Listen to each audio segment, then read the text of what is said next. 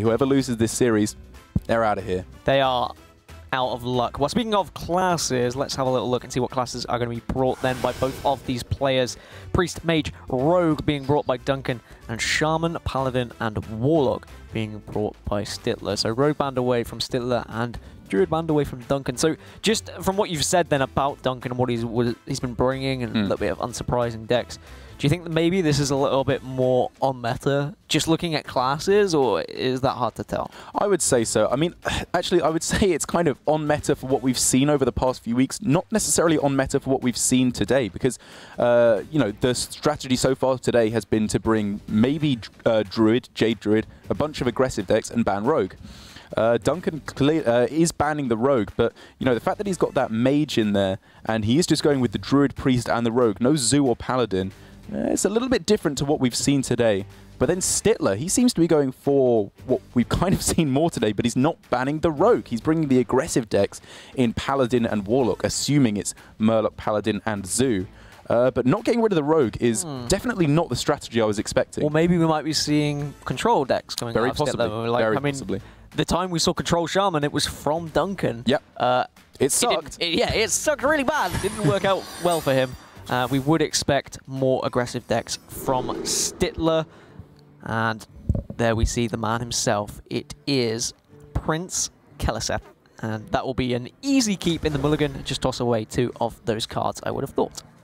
Yeah, you just want to be getting the ability to get patches out once you've played the Keleseth, ideally. And if you can't do that, then you're just wanting to curve out as well as possible. Dan plays Operation trying to untangle my wire from my mic. It was so subtle. We only heard a few like... I was like, there's no way of me doing this whilst muting your mic. So, oh well, we rolled with it. We got through it. It's fine. Now, Shadow Step in hand for Duncan. He would like to see a Keleseth of his own, I'm sure, coming out off of the next card for him. But he will be very unhappy to see a Keleseth on the opposition board. Also, vodka in the background for Stittler. Interesting Halloween night for him. Clearly having a good time in what appears to be an office, as he has a person behind there as well. It does look a little bit like an office, doesn't it? Yeah, it does a little bit. Of course, we do not encourage alcoholic beverages on this stream, but, you know, each to their own. Might be water, actually. Could just be a red-labelled bottle of water. Yeah, I think so, too. I think it's water. Halloween, you've got to stay hydrated. So Duncan does have Tar Creeper, which is a great way to answer this early pressure from Stittler, who hasn't drawn any minions since playing Keleseth, so he's not been able to play any buffed-up things. Instead, he just has little old minions on the board and can combine it with Soulfire and Mortal Coil here just to get rid of it. That's just what's so unfortunate about... it's what shouldn't happen when you play Keleseth in these decks, because in the Rogue you run like 6 spells, and in the Zoo you run like 4. You know, you should be drawing minions every single turn, and the fact that you don't get that 2 turns in a row really, really sucks for you. But now that Duncan has seen the Soulfire, this Prince Valinar has got to feel pretty good for him just to throw down over the next few turns. Doesn't want to go for it right now, because I guess he's getting more health worth of Taunt on the board by going for the Tar Creeper, but I think it's actually very much worth considering here, just because there's probably not a situation where it doesn't die later on.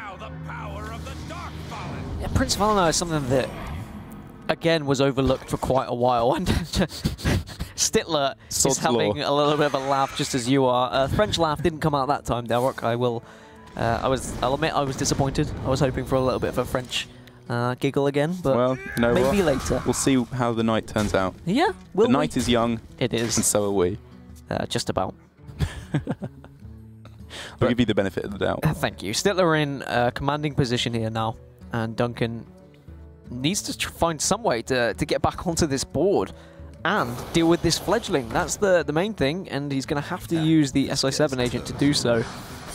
Can Shadow Step it back right now, but it doesn't actually do all that much, to be honest. I think I probably like saving it as he's doing, because there's a good chance it survives. And even if it doesn't, you know, Shadow Stepping something that you get off the top, like a Valspine, or, I don't know, a Charger like the Deckhand, or even just going for the Bone Mare seems pretty fine here to me.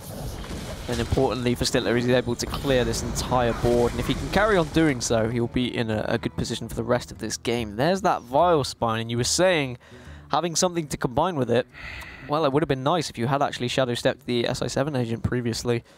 But now... Everything's so bad. Yeah.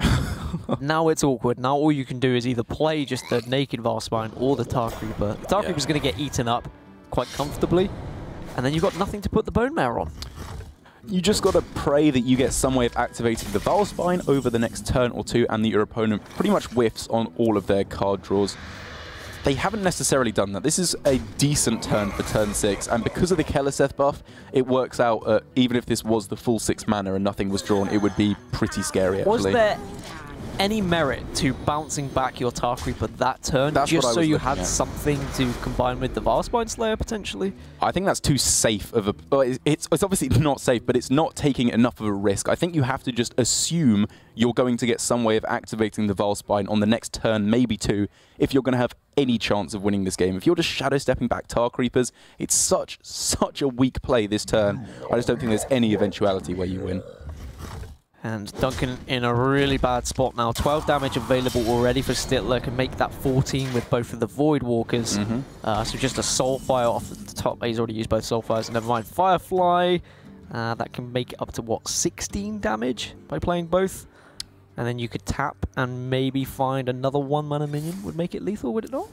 Very possibly. Saronite Chain Gang... doesn't quite get there. Yeah, it doesn't quite work out because you're getting 2 damage for 4 mana rather than 1 for 1.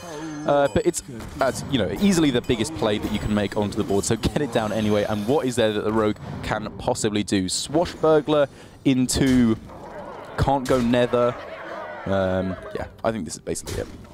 Yeah, I think Stittler will know that, and Duncan will also know that as well. Unfortunately, Duncan just really struggled to find anything to answer back to the constant pressure that we saw from Prince Keleseth early on, allowing these minions to be so big.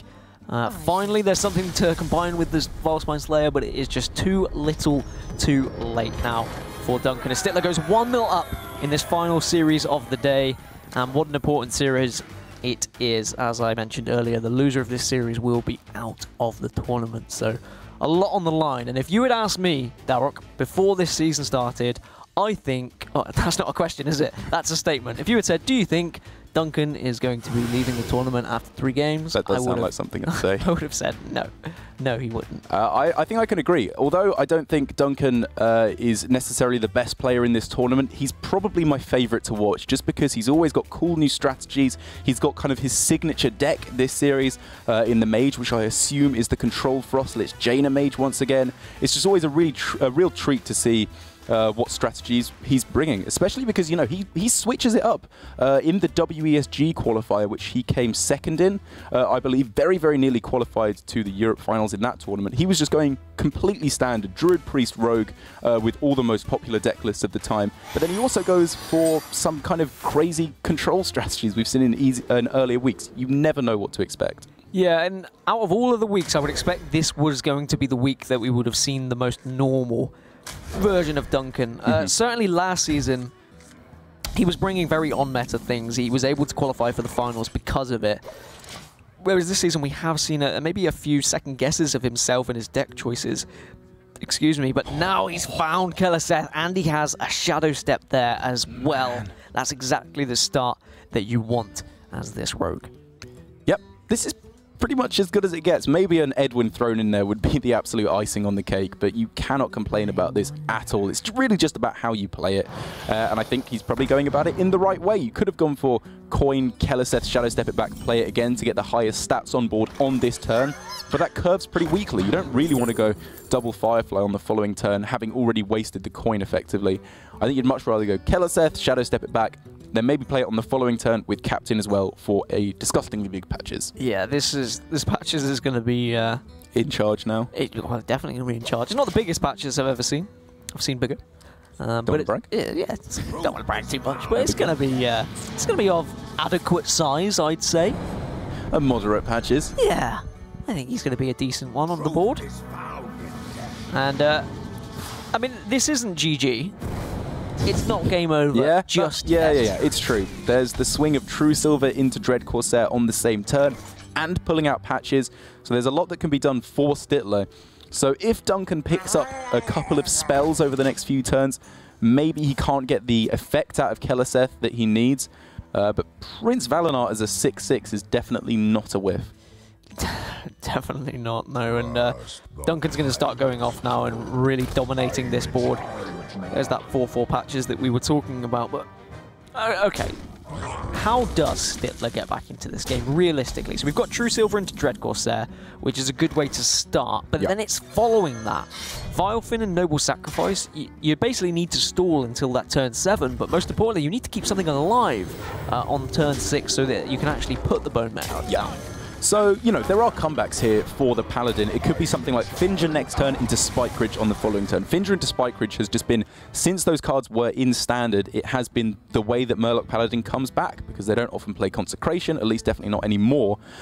So getting that kind of tempo swing by getting a Taunt and a big board is a really nice way to pull it back, because you're not even vulnerable to Valspine Slayer then. But given what we see in hand for Stittler, it's definitely not going to be getting the job done when, what, a 5-5 SI could come down on this turn, or a Valinor for a 6-6. There's just, you know, any option here for Duncan is insane. The 6-6 is...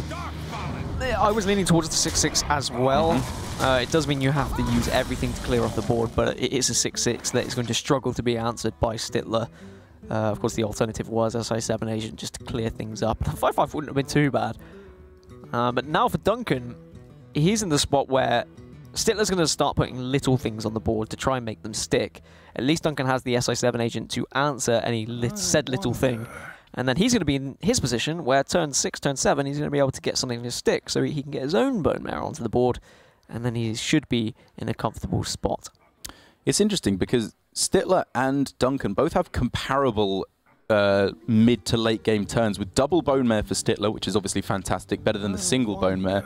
That almost starts to counteract the fact that there's a +2/+2 buff on every single minion found in Duncan's deck from here on in, but I just don't think it's going to be enough because of the fact that Duncan's advantage is apparent right now. He is playing buffed up minions, and he has been for the last couple turns. Whereas Stittler, his advantage is going to become apparent around turn 7, and if everything is cleared off the board, he is just going to be too far behind. And if Duncan does go into panic mode and has to go for the aggro option, he does have a Leroy Jenkins there that is what, a 9-5? I think an 8-4. 8-4 is it? Okay, yeah, he's up there. He's pretty scary. We'll get you up to 3 one day, but yeah. I want to see bigger things, me. You know what 4. confused me? I've heard tell of 5. Patches confused me. Right, yeah. Because it was a salty cap to give an extra +1/+1, wasn't it? That's how they get you. Every single time, that patches. That moderately sized patches. Always punishing Plays tricks with your mind. He does. Now, Duncan looks like he might coin out maybe to search for the Noble Sacrifice, because after he's killed yeah. Yep, he's going for it. It doesn't lead into coin Bone Mare on the following turn, but it turns up the aggression actually so much, and it kind of, you know, stops Gentle Megasaur, War Leader, stuff like that. I'm not convinced this is the right play, but actually because Leroy Jenkins is definitely not a finisher in this situation, it's just a well-statted minion. Now that the Keleseth buff has come down, I think you're very, very happy if your next turn as Duncan is just Leroy Jenkins, and then you follow up with the Bone Mare. Especially as you have tools to clear up with the Elemental, as well as your Hero Power as well. Right. Yeah, this is... I mean, this we thought was game over from the start. Now, Stittler is... oh, wow. Get out of here. Get out. That's even more damage. Stittler's, obviously, he tried to use spores there at the plant so that he'd have something survive, so that he can put a Bone Mare down. But look at all of this. Wham, bam. Thank you, bam. As Stittler concedes. And we're into 1-1, so another close series. This is what I hoped for. This is what I dreamed for, Derek. A Halloween Hearthstone special where we get hard-fought games for hard-fought positions in the Premiership, and I'm going to slap my hand together one more time just to show I mean business. It's kind of cool to see a difference in games, because in the previous series up against Ball Control, you know, there was such a huge decision as to whether you go for the Soulfire and discard the Blood Reaver Gul'dan. It was 1 point in that game that decided the whole rest of it. Whereas in this game, it seems to be a lot more slower, a lot more many more smaller decisions, which is also really cool to see. A lot of different points that things could have been changed for both players. Like, do I play Keleseth on turn 2? Yep. Or do I play him on turn 1? Yeah. I mean, but like genuinely, that was the decision. It's a consideration to make. Macro. Macro? Macro decision? I think that's a micro decision. Macro decision is, what's your game plan? Yeah. I guess it's kind of both, because you're dictating the way the game's going to go, but yeah. Either way, micro or macro, doesn't really matter because we're heading into game number 3 of the final series of the day. It's been an incredible day of Hearthstone, or evening, should I say. A pretty spooky one. There's been some scary flashing lights that have happened a few times. A little bit of blood hit. Every single time they get me with that. A little bit of laughter in the background. Just leapt 3 feet in the air. I feel like you're lying. How can you prove it? I can't. That's the worrying thing. Yeah, I'll see you in court. Yes, you will. Wow. 11. Okay. So now, as you said, the deck that we've seen Duncan play quite a lot, the signature deck for Duncan has been this Frostlich Jaina Mage. And can he pilot it maybe towards a little bit of success here? It's looking like it. This is a disgusting hand to get things going. I mean, you're scared to go for Mana Worm right now because of Rockpool Hunter, which would put you pretty far behind. So that's why he's going to be going for the Doomsayer and using the coin. So this is basically what every play he's making here, be it either not playing Mana Worm or going coin Doomsayer, is to play around Rockpool Hunter and kind of into Rallying Blade on turn 3. Because if he goes for the Doomsayer on turn 2, Rockpool into Rallying Blade or Rockpool into War Leader would just steal it back. This has kind of worked out pretty poorly for Duncan though, because the Rockpool wasn't there and Rallying Blade is there. Yeah, it does mean that Stittler can just clear things up. And there was alternatives for Duncan as well, but I think being the fact he couldn't see, of course, what Stittler had, the option of just putting the Mana Worm down did make the most sense, trying to put something on the board and then follow up with a spell potentially this turn. It does mean that now you are forced to use something like an Arcane Intellect or an Ice Block here. Of course, you're not just going to play Medivh's Valet because the Rallying Blade's on the board. So maybe drawing a couple of more cards will be important for Duncan here. I think I like the Ice Block most of all here. You've got stuff to do for the next few turns. Pretty much any turn 4 play from the Paladin is great to go for Medivh's Valet, because if it's Gentle Megasaur, you go Medivh's Valet Ping. If it's a couple of Dread Corsairs, you go for that. Galaka Crawler, Rockpool Hunter, Murloc War Leader, pretty much everything goes down really nicely to the Medivh's Valet. And I think this was just a little bit too greedy and a bit too slow from Duncan. And it does mean now that, well, with Stittler eating up his own patches, he's put, excuse me, he's put out quite the formidable board that Duncan needs to answer, and he only has a Frostbolt to do so. I mean, now he can go for Frostbolt, Primordial Glyph. You know, this is just where he really, really wishes he had Ice Block in play, so he could go Medivh's Valet, Frostbolt. He'd all of a sudden be in a very respectable position on the board, whereas now he's forced into going for going to Glyph, hopefully into Blizzard or Flame Strike. There's the Flame Strike and the Meteor. Actually, both of these are fantastic. You'd probably go with the Flame Strike, though, because it curves into it perfectly next turn. Yeah, I was going to say because of the curve, you go for the Flame Strike, and now that... Yeah. See, I still think the Ice Block would have been nice early on, just to have it on the board. Yeah. I guess that would have changed if we had seen something more significant drawn from Duncan, but because it was just the Fireball and the Pyroblast, it's easy to say, right? Yeah. Now you've seen the Flame Strike, I guess you don't really need Frostbolt one of these 3/3s. It's tough. That's a very highly telegraphed play, though, all of a sudden, because if you're, like, pinging face here, this says, I have found, what, Meteor, Flame Strike, Blizzard off of this Glyph, I don't know, maybe Cone of Cold, something like that, Frost Nova Doomsayer, but it's indicating I've got a board clear, so Stittler is not going to be playing minions here at all, and he's got a great thing to do instead of playing minions, in going for the True Silver Champion. And he's turning up the heat, man. He is just going fakes with his weapons consistently. So Duncan can clear the board now, and the option, well, I say option, what Stittler needs to do now is refill his board as best as he can. Hydrologist is actually a really good card to draw there. Not only does it allow him to play a secret, but it does synergize with the War Leader as well, just on the board. For Duncan, I mean, he has survivability, right? He's got his Ice Block. He will have the answer of the 3 damage from Medivh's Valet. He's got 2 Frostbolts to work with. He's got a Firelance Portal next turn as well to answer and put something on the board himself. So I like Ice Block into Medivh's Valet here. And then your follow-up is you've got a Firelance Portal next turn. Okay. I think it's it's worth considering Fireball here because you've got high damage answers like Firelands anyway. Something like just Fireball Frostbolt. You need to be wary of what secret it is, actually, though. So maybe you just go double Frostbolt Ping or something like that. But it's a tough turn here, and it's very much worth considering, I think, going for something like the Fireball, just because it's so much more expensive, and Frostbolt can be used to just be weaved in here a little bit more efficiently. But yeah, maybe it's worth going for the Frostbolt here instead. That's the thing. Do you want to save the Fireball to potentially kill off a larger minion that can come out next turn? So Stittler will certainly be considering, Duncan will certainly be considering, what do I need this Fireball to actually kill? The game plan really, though, for Duncan at the moment has just been survivability, and the real question is, how does he actually win the game, Dalrock? I mean, it's just going to be turning around through Alexstrasza and Burn, I suppose, is the thing he's looking for most of all. Or Medivh to make a whole bunch of minions. It's just standard control, good mage game plan. Things looking okay here, though, for Stittler, though. He's got... he can go forward, just filling up the board with Murlocs, and because he's got Sunkeeper Tarim and a True Silver equipped, he has the answer to a Doomsayer, which is going to be the main decision here. Like, playing out stuff, you probably just go War Leader, Valfin, Inquisitor, Hero Power, something like that.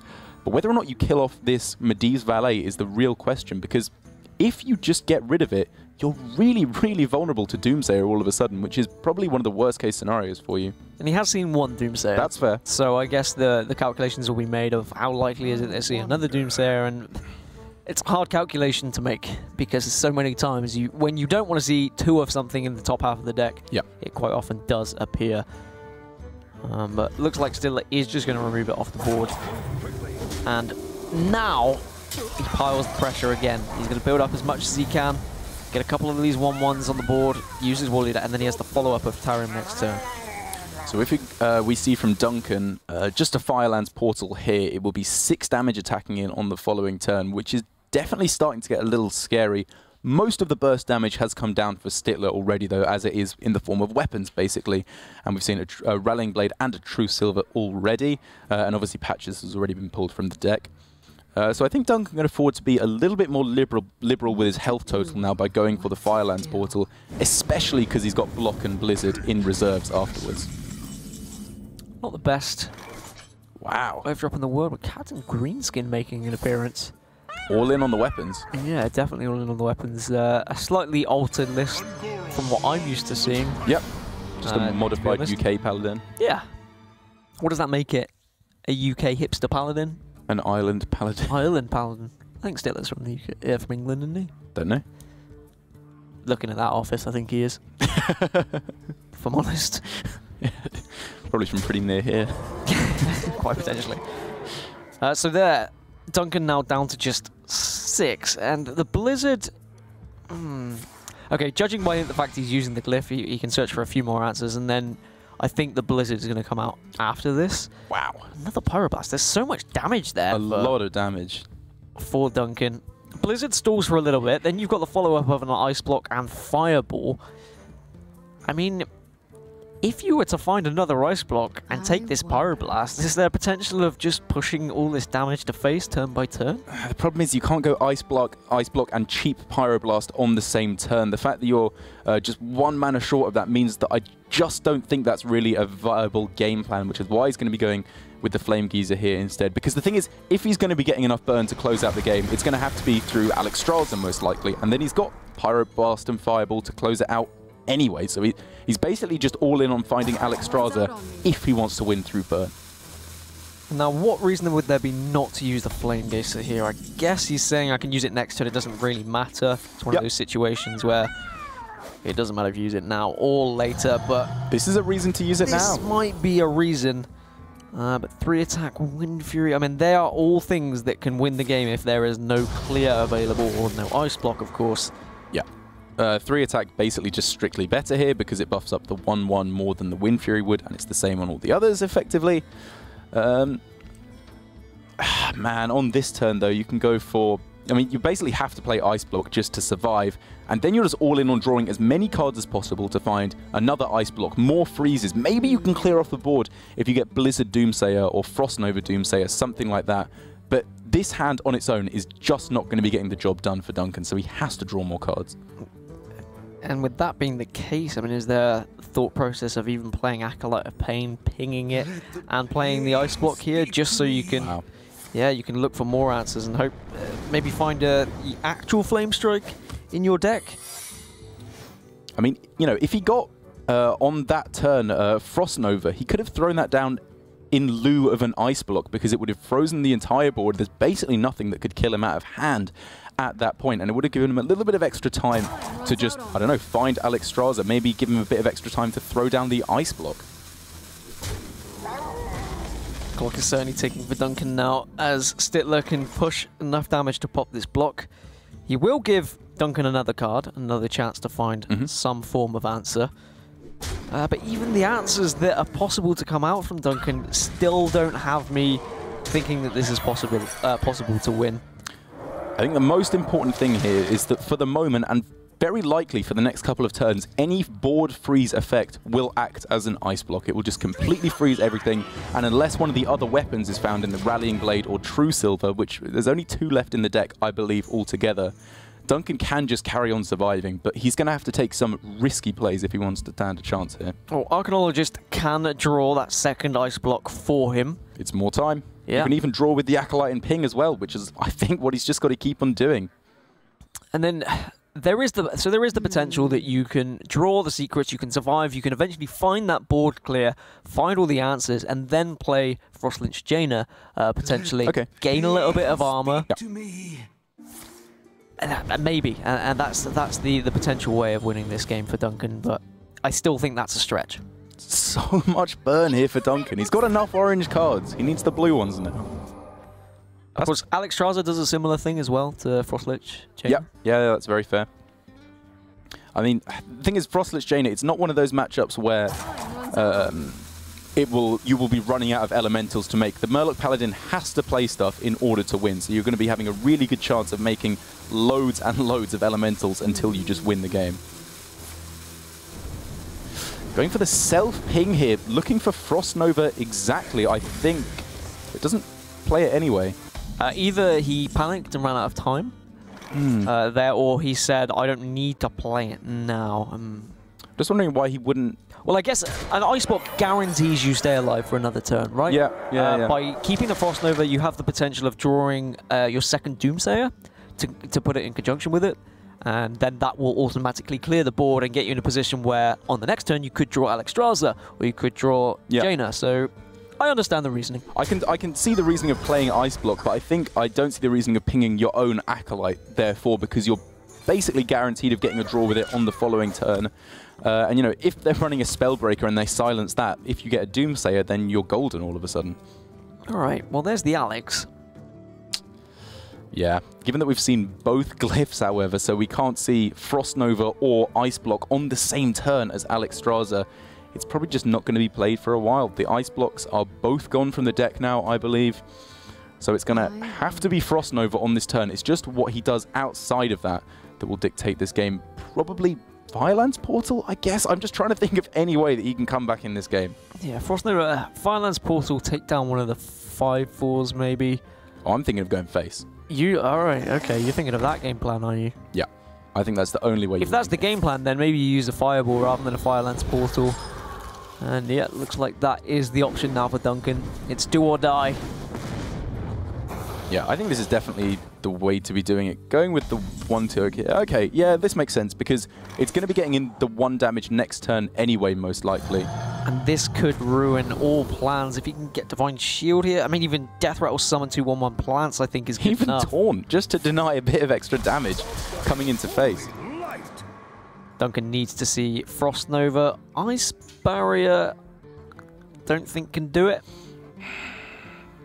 So you go Firelands Portal and get Earth Elemental is basically the situation I think that we're at in terms of calculating. You can kill off one of the Megasaurs as well. I mean, yeah, I think this is basically just over at this point. Yeah, you look for anything that could potentially give you an out, but Ice Barrier is not going to keep you alive, unfortunately. So Stittler will be going 2-1 up in this series. Of course, he might... is there a way he can mess it up? Think it's an ice block? No, there's not, and that's why Duncan concedes. And Duncan is one game away from being eliminated from the Premiership. Such a sad spot to find himself in, because I think throughout that series, especially in the late game, he actually piloted the deck pretty well, going all in on the draw, not making the false play of trying to clear the board when he has to win through burn at that point, basically. Stuff like pinging his own Acolyte, and I think the first couple of turns maybe could do with a little bit of extra analysis, make sure that that was definitely the right way to do it.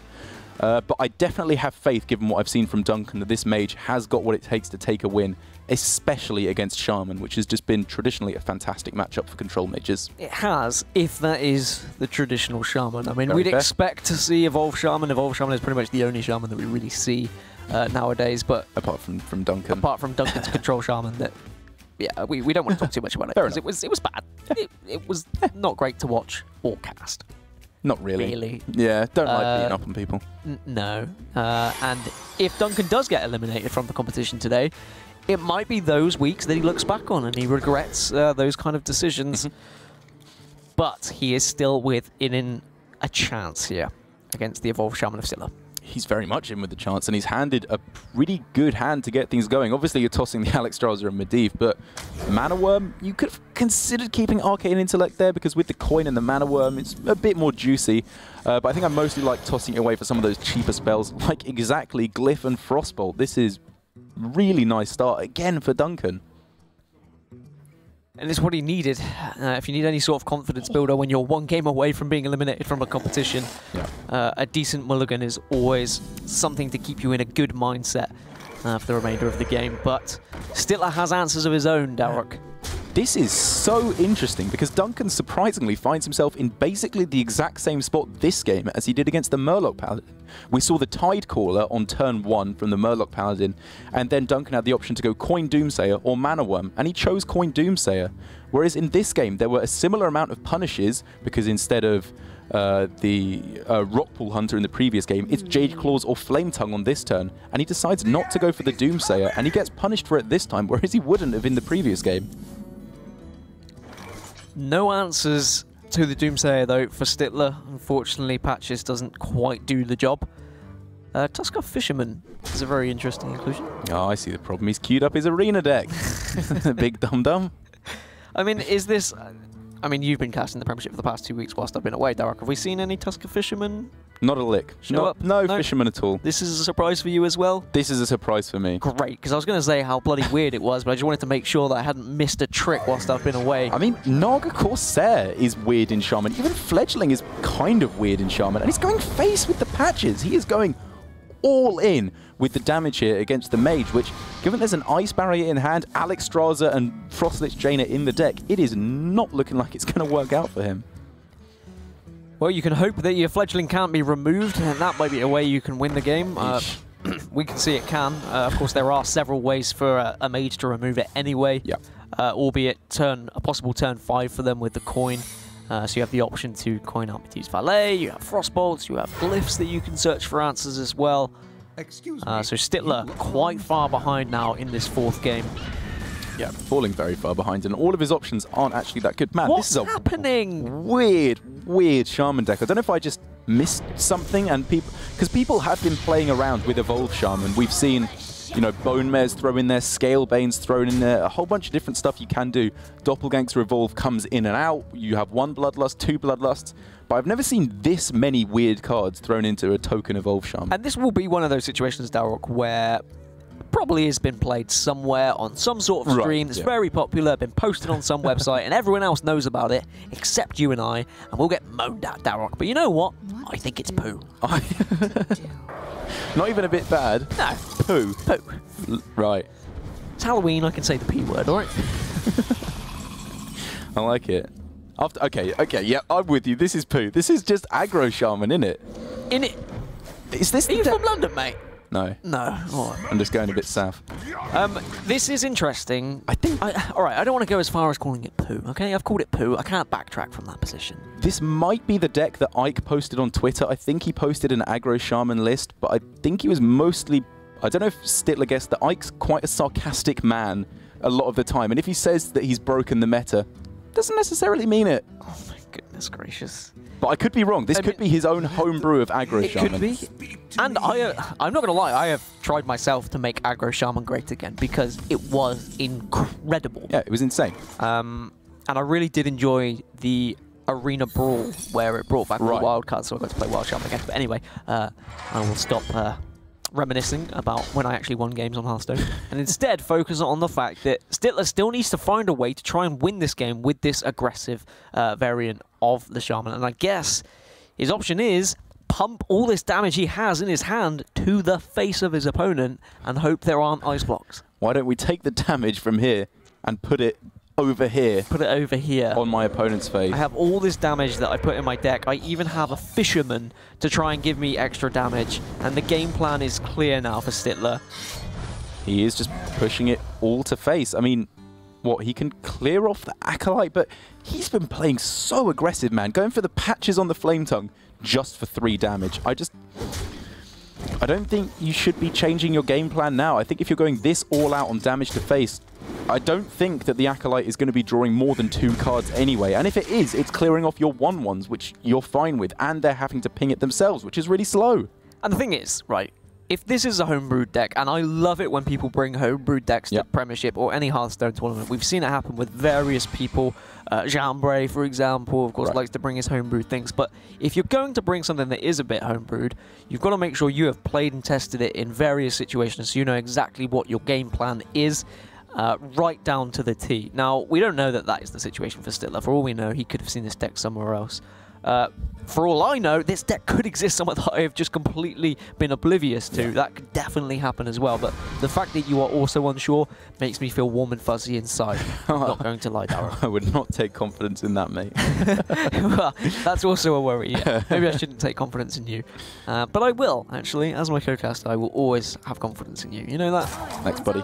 Yeah, you're the D to my D. You know that? Oh. The Derek to my Dan. Oh, you're the Barb to my 11. You're the Barb in my side. Oh, that's nice. There's another. Look at all this damage. 11 damage plus 6 on board already. This is 3 damage off lethal? I mean, all this lava is heating up the game, for sure. But the fact that we have another ice blocking. We have 2 ice blocks in hand, right? Oh, we've got blizzards. We've got Primordial Glyph. We've got Firelands Portal. There are answers. Is Stittler trying to be clever here and saying, I'm going to encourage you to use something like a blizzard, some sort of removal, and I might draw into burn damage. Yep. There is a secret in play. We can't quite see. But judging by the fact that, of course, the ice blocks can't be played because they're not green, there's an ice block. It's a block. Play. Yeah. Just in case anyone was wondering, because we can't see the actual little pink button there. And because of that, that is why Duncan has felt safe to not go for Blizzard on the previous turn, not even going for Blizzard here. It's close to lethal damage on board with, 6 already there, only 3 extra needed. So it can be an ice block pop, and it can be an ice block pop at 1 for Stittler.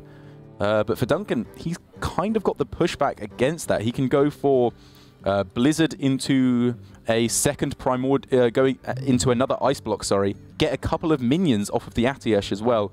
And he's going to be in a really good position to actually just start pushing for lethal of his own over the next turn or 2. And that's what he has. He has turns, and the fact that he's picked up that extra ice block has been really important for him. Yep. Stittler, of course, will make sure he pilots this successfully, so he pops him at 1. But now it's just a situation for Duncan where he needs to win the game in the next few turns because he knows. He's seen this deck, and he might be surprised about this deck as well. There potentially could be another Lightning Bolt that can just come out of hand. Another Jade Lightning, for example. So if he doesn't kill Stittler quick enough before these ice blocks runs out, then he might be in for a heap of trouble. But that second fireball being drawn should allow Duncan to push all this damage successfully. I think this is pretty much just a lock game. Like, you don't even have to go for Blizzard. You can, you probably would go for Blizzard actually, just to make sure your opponent can't trade. But yeah, you just go Blizzard Ice Block, you push the Medivh to face. Next turn you go Fireball, Fireball, Frostbolt, and hopefully with whatever minions you've accrued off of the Atiesh along the way, you'll be able to very easily kill off your opponent. Unless you start off with Nerubian Unraveler. I'm really impressed you knew that card. Thumbs up. Yeah, that's a thumbs up from Toast Monster, not a thumbs down. So that's kind of a misordering because you probably should have gone with the Ice Block first. But he had a way to play around it. It means he's not dead no matter what because obviously he had the 1 mana Ice Block as well. And it means it probably was just a mistake because Stittler will be able to play any spell he gets anyway. So yeah. He can still do 22 damage, can't he? Trade in the 2-2 into the 0-2, 7, 12, 13, use the Frostbolt, 16, use the Fireball. That is 22. I think you're right. You could even get an extra one by swinging in with the Atiesh if you were so inclined. Yep, obviously if you swing in first, I've seen that mistake being made far too many times. For, who'd do that? I don't know. I don't know, probably me. But regardless, Duncan is going to tie this series up 2-2. And we are going to another Game 5 in this best-of-5 series. Loser goes home, Darok. It all comes down to this again. We saw a Game 5 deciding who progresses to the finals. We're seeing a Game 5 deciding who is going to be going home. And I'm double excited for this because we get to see a little bit more of Stittler's aggro shaman, which I'm just really curious to see kind of just what's going on there. Let's just figure that out. To be fair, like, I am very quick to say, don't like it, don't like the deck, it's not a meta deck, it's poo. But if it wins him this next game and it gets him back into the Premiership and he's not eliminated from the competition, then fair play to the lad. If it does get him eliminated, then that's going to be the questions that's asked. We were talking about Shaman and how Duncan brought a Shaman a few weeks ago and that was his downfall. How ironic would it be if he actually stays in the competition because someone else brought a weird Shaman? That would weird. Be pretty ironic. Yeah, that would. Yeah? Yeah. Yeah. Isn't it ironic? Is that the song? I don't know. You don't know the song Ironic? How old are you? I don't think so. 21? I guess that's pretty young. Is it? I was a pretty oblivious child as well. Anything pre-10 years old was just whoosh. Just dropped on your head so many times that an unbelievable number of you have no memories of pre-10 years old. That's a shame. Can you not remember blowing out a birthday candle when you were like 7? No. I remember blowing out birthday candles when I was like 5. At a birthday party, I had donuts hanging from strings and we all had to that was fun. Without our hands being shown. Yeah, I like doing that. Anyway, game number 5 is underway. Winner stays in the competition, stays in the Swiss. Loser is out and is staying home and not coming to our live finals. No chance of live finals. Absolutely no chance. And to be honest, for Stittler, if this was a classic token evolved shaman, which clearly is not, he'd probably be in a worse spot, to be honest, because against the priest, you know, you suck as the token shaman because of the fact that you can't stick a board. They've got so many board clears that you just can't find a way to push for a good evolve or a bloodlust. But in this particular deck, because it's relying so much more on burst damage, and he's found his entire suite, basically, of powerful early game options, he might just be in a really good spot to stick enough of an early board, get in 10, 15 damage, and then close out the game with Jade Lightnings and Lava Bursts. Yeah, it's entirely possible. And what a win it would be if you were able to get a win with this deck. I mean, you've clearly brought it for a reason. I mean, Stittler qualified for the Premiership. That's no easy feat. Yeah. I mean, there are people that didn't qualify for the Premiership that I would consider very talented individuals when it comes to Hearthstone. And then there's Paradox. I love you, man. I'm joking.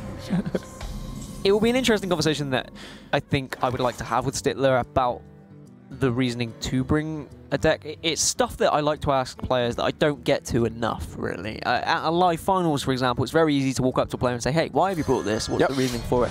When it comes to this, sometimes you don't get the chance to. Of course, it is as simple as sliding in the DMs, which I might do. But once he's out of the competition... Fair game. I mean, I can slide into his DMs as much as I like. Collusion free. Yeah, exactly.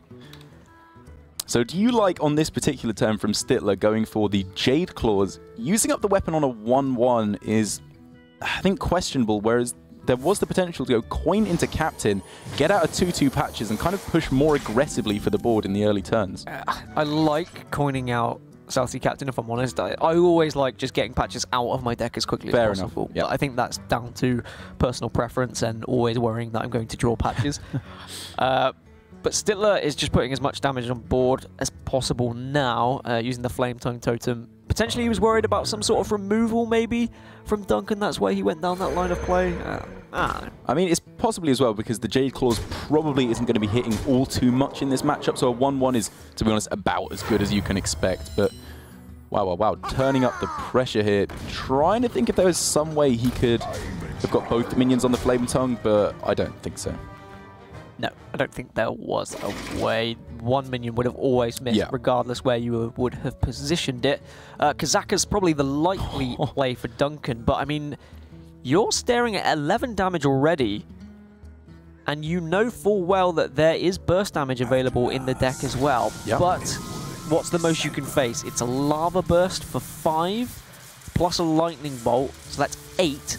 So actually, you're on 19 health. There is always a chance that you could die this turn. Love the 1-mana potion from Duncan as well. I think I was, looking at Kazaka's and I just tunnel visioned too much on 5-mana potions as a player, and that was looking really rough. Whereas on the following turn, if you can get deal 2 damage to all minions and go for that into greater healing potion, that is a big swing in your favor if you're not just dead right now. He's not dead right now because he doesn't quite. If he had a lava burst, he'd be dead, right? 7, 9, 11, 3 is 14 plus 2, oh, wait, 16. Captain, is he there? With the captain. The captain does it. Does it do it? Does it do it? Please count for me. My heart is racing 8, too 10, much. 13, 16. Yeah, it's 16, so it's 3 off lethal, I think, in this scenario. I can't handle it. It's too much for Barb. Take me to the upside down, 11. He's very close, but the fact that Duncan has taken the 1-mana Kazaka's potion does mean he can use it alongside the greater healing potion, of course. Yeah, man. Try and worm his way back in. Stittler's playing into it really hard as well. I mean, I guess he's just tunnel visioning on the fact that Duncan probably can't clear the board and heal up, because maybe he's expecting a 5-mana potion to come down. So Jade Lightning and Lightning Bolt will finish off the game on the following turn. But that's absolutely not the case. Duncan gets to draw a card, almost clear the board, only the Flame Tongue left, and gain 12 health at the same time. He's turning this game around. I wonder how Stittler will react. He did get 2 damage to everything, right? I'm not crazy. I guess you'd think about it anyway. I thought he got 2 damage to everything, but it was definitely presented. Yeah, okay. Yeah. we're not mad. Thankfully, he's not mad, because if he'd passed that up, that would have been the craziest play I've seen in a very, very long time. And now, damage control for Duncan puts himself back up to a nice, healthy 18. But that is his main source of healing gone. Wow. And there is a lot of damage still available for Stittler. Of course, a Wrath of Air totem would be very important to have. Maybe that's why those fishermen are in the deck. Darok? I mean, I think that is why the fishermen are in the deck. Okay, but, I'm making conversation, Darok. I think it might be. And there's, Maelstrom Portal as well. There's not the Spirit Claws anymore. So, for the reason try and spell damage is slightly less. But like you say, it's still very much worth it the majority of the time. And so now, with the ability to mitigate this board down to 2 damage with a Silence, the maximum amount of damage that can come down on the following turn is 7 from Stittler. So Duncan is still looking pretty healthy for the moment. And if he can pick up a Priest of the Feast, or maybe Shadow Reaper Anduin, this is actually starting to look respectable for him. Very respectable. Velen heal on the following turn, even. So there's only one option now for Stittler, and I think it's the same option that he has always had, is hope for spell damage, didn't get it, and start pushing some of this to face, maybe. Galactic Crawler, I guess, come down because you want as much power on the board, but... okay. I'm okay with Jade Lightning. Yeah, I guess because he didn't have enough damage to actually play all his burn spells on the following turn, getting one of them out now probably makes sense, especially because he's already so weak to Shadow Word Horror or Dragonfire Potion. So what can Stittler draw into to potentially win this game? Duncan can go back up to 16, or he could play his Prophet Velen and go back up to 18, which I think would be the optimal play here. Go up to 18, clear off one of the minions. There's only 3 damage left for Stittler, plus Lava Burst, plus Lightning Bolt. That's only 11. Another Lava Burst will only get you up to 16. Yeah, so you're still struggling, and then Shadow Reaper Anduin comes down, and that starts making it rain. Gives you armor as well. Oh yeah, that's kind of, I mean, that's almost the biggest thing. It means it gains you armor, so you're not going to die immediately, and it just makes it so that your opponent doesn't have the time to draw into a whole bunch of stuff. But even though you're going to be destroying your own Prophet Velen with the Shadow Reaper Anduin, I still kind of feel like it's worth it. Your opponent's been playing pretty weak turns. It feels like it's a lot of burn to me, and Duncan is going to be ending up going with that play, and I think this is the way to go. You have easily enough value to close out the game. Velen is not needed for the burst combo at all. It will get in just as much damage now. Goodness. But now with the Doom Hammer, maybe this is enough sustaining damage. Now I was just wondering, is there a Bloodlust in this deck? If there was, that's something Duncan's going to be worried about. Yep. Is Duncan going to know? Of course he's blooming not, because he doesn't have a clue what he's playing against. He's figuring out along the way just as we are.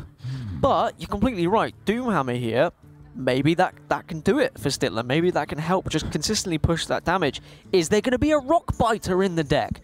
Who knows? I've got to be honest, I'm trying to listen to what you say, but Stittler's friend is playing a mean game of Zenyatta in the background. I noticed that earlier. I was like, yeah, he's bossing it right now. Pretty killer. I might need to get some tips. I want to go to their house. It looks like they've got a little bit of a party house going on here. Got the Overwatch on the go, got the Hearthstone on the go. A completely deadpan man playing Hearthstone with booze behind him. And I've seen no one knock on the door for Halloween yet either, so they're undisturbed. The party. It reminds me a little bit of that South Park World of Warcraft episode where they all gather in a room and play WoW together. Yeah. But yeah, I think for Stittler, you kind of just got to keep up with the face plan. So playing Doomhammer here and just smacking everything to face as much as possible. Probably the way to go, but he's thinking, I've got to get rid of the Velen. He's going to take the damage. But this just sets up perfectly for his opponent to go into Shadow Reaper Anduin. Yeah, little did he know. Well, you kind of can't assume that your opponent has Kazakus, Raza, and Anduin on curve. That's just too terrible. He's also just seeing this extra 2 health that he could have gained from Velen still being on the board as too much. I mean, if, and it's a big if there is a Rock Biter in this deck, then that could be huge. That's true. That would bump it up to, what, 10 damage? Then I'm having to redo the old maths here. It's all been pushed out of the way for Velen Mind Blast combos. But yeah, that would be, what, 15 damage available on the following turn, which after Duncan goes for Heal Up and Shadow Reaper, which I think is the play, he would still lose anyway, because I think it's actually just closing in on lethal for Duncan on the following turn. Yep, puts himself up to 22. I don't know about you. Are you feeling 22? Almost. Almost. You get in there. And yeah, Duncan, instead of killing the 1-2, is actually pushing the damage straight to face because he knows there's a possibility. It's such good top decks turn after turn for Stittler. He's hanging on in there somehow, even though it's been a Kazakus, Raza, and Anduin game on curve. He's looking to be in a respectable spot, but as you are counting up maths, the numbers so kindly for me, is he just dead? I think he's just dead with Potion of Madness, Novice Engineer, Glimmerroot, and Mind Blast all available. Are they all available? Nearly. 2 and 7 is 9. 2 plus 2 is 4. Minus 1, that's 3. So Stittler is currently considering whether he played the Lava Burst, but he wanted to put everything on the board. I mean, I think you can just save it. You just want to make it as awkward for your opponent as possible to play stuff onto the board. And now with the Galaka Crawler basically giving an extra 2 damage to Duncan, I think he has just made sure that he is not going to be going home.